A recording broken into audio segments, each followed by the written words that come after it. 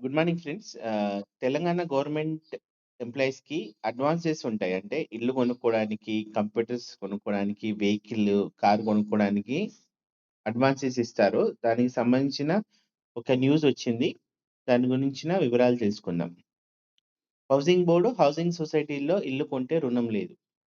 అంటే మనం ఎవరైనా గవర్నమెంట్ ఎంప్లాయీస్ ఉంటే వాళ్ళు హెచ్ఎండిఏ హౌసింగ్ బోర్డ్ సహకార సొసైటీలో ఇల్లు కొంటే ప్రభుత్వ ఖజానా నుంచి అడ్వాన్స్ పేరిట రుణం ఇవ్వద్దని ఆర్థిక శాఖ ఉత్తర్వులు జారీ చేసింది. అంటే వీటిలో గాకుండా బయట కొంటే మాత్రమే వాళ్ళకి లోన్ ఇవ్వాలి అన్న ఇన్‌స్ట్రక్షన్ వచ్చింది. అన్ని డిపార్ట్‌మెంట్స్‌కి కలిపి 26, 27లో ఫస్ట్ త్రైమాసికం ఏప్రిల్, మే, జూన్ కింద 50 క్రోర్స్‌ని ఇది రిలీజ్ చేసింది.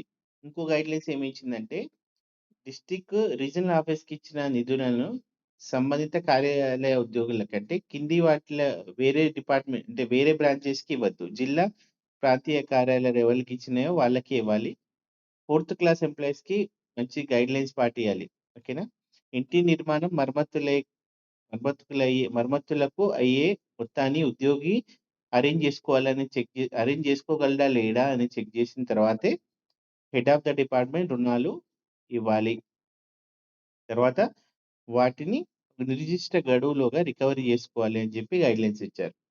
ఇంకో ఇన్‌స్ట్రక్షన్ ఏందంటే, కారు కొనే వాళ్ళకి 12.50 అడ్వాన్స్, ఎడ్యుకేషన్‌కి సంబంధించిన టూ 2 క్రోర్స్, బైక్స్‌కి 2.5, కంప్యూటర్స్ కొనేవారికి 50,00,000 అన్నీ కలిపి ఆర్థిక శాఖ విడుదల చేసింది. అంటే ఇవి ఫ్రీ డబ్బులు కావు. కాకపోతే ఇన్‌స్టాల్‌మెంట్ వైస్ రికవరీ. అంటే ఇప్పుడు కొన్ని వాటికి వీటిలో ఇంట్రెస్ట్ ఉంటుంది. కొన్ని వాటికి ఉండదు. అంటే హౌస్ బిల్డింగ్ అడ్వాన్స్‌కి కొంతవరకు ఇంట్రెస్ట్ ఉండొచ్చు. మిగతా వాటికేమో కొన్నిటికి ఇంట్రెస్ట్ లేదు. ఎడ్యుకేషన్ వాటికి. ఇంకో ముఖ్య విషయం ఏందంటే, ఇంతకుముందు ఇతర ఖర్చులకు తీసుకునే రుణాన్ని ఇంత ముందుకు టైంలో 8 వాయిదాల్లో ఇచ్చేవాళ్ళు. ఇప్పుడు దాన్ని 10 వాయిదాల్లో తీసుకోవాలని ఇన్‌స్ట్రక్షన్ ఇచ్చింది.